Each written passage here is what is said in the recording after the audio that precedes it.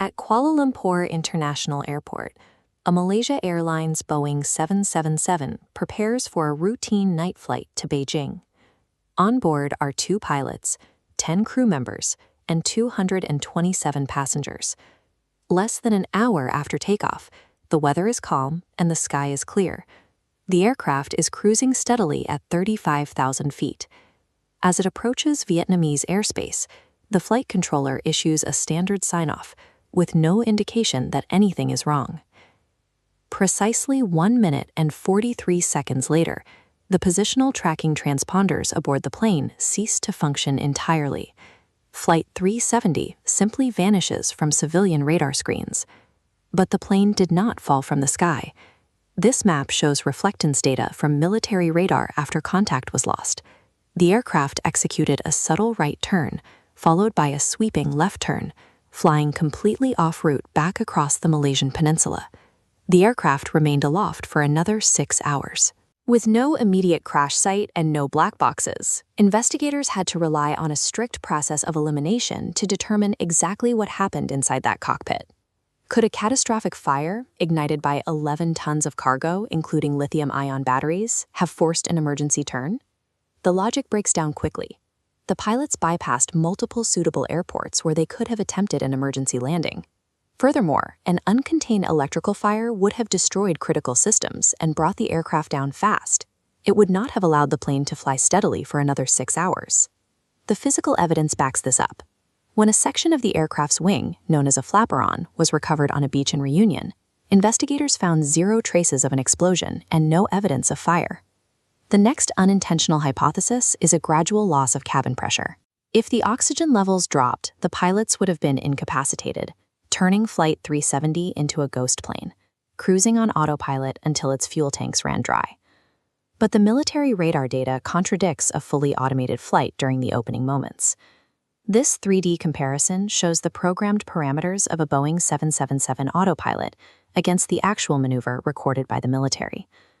The aircraft's initial left turn was banked at an angle far steeper than the automated systems allow. Because the computer physically refuses to execute a turn that aggressive, a human hand must have been manually controlling the yoke. We are left with the final hypothesis. Someone in the cockpit deliberately commandeered the aircraft and systematically disabled its tracking capabilities.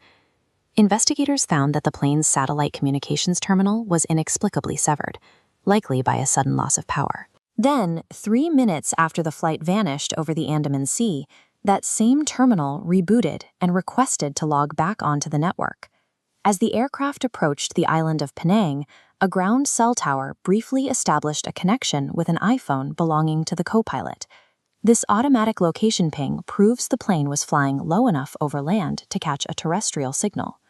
The most debated piece of circumstantial evidence comes directly from Captain Zahari. During a forensic examination of a flight simulator found in his home, investigators recovered files deleted a month before the disappearance. This map shows the recovered simulator data. It reveals a pre-programmed route heading up the Strait of Malacca before plunging south, ending in the remote depths of the southern Indian Ocean. A deleted file alone does not guarantee motive.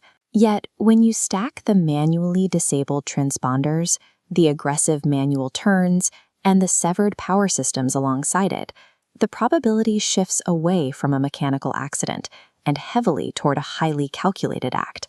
The official investigation ultimately concluded that the loss of communication and the deviations from the flight path were not the result of a malfunction. Someone manually manipulated the aircraft and its systems. To find the final resting place, scientists had to rely entirely on the rebooted satellite connection. This diagram illustrates how investigators tracked the plane by measuring the exact time it took for an automatic ping to travel from a ground station up to a satellite and back down to the aircraft. By translating those microsecond delays into physical distance, they generated 7 distinct rings of possible locations. Factoring in fuel and speed, the final transmission originated somewhere along this massive arc in the southern Indian Ocean. This triggered the most expensive search in aviation history. Over several years, fleets of vessels scanned more than 4.5 million square kilometers of unforgiving ocean, yet the main wreckage remains entirely lost. We live in an era defined by constant connectivity and positional tracking, yet the vanishing of Flight 370 proves that a single individual with the right knowledge can still force a massive commercial airliner to simply vanish from the Earth.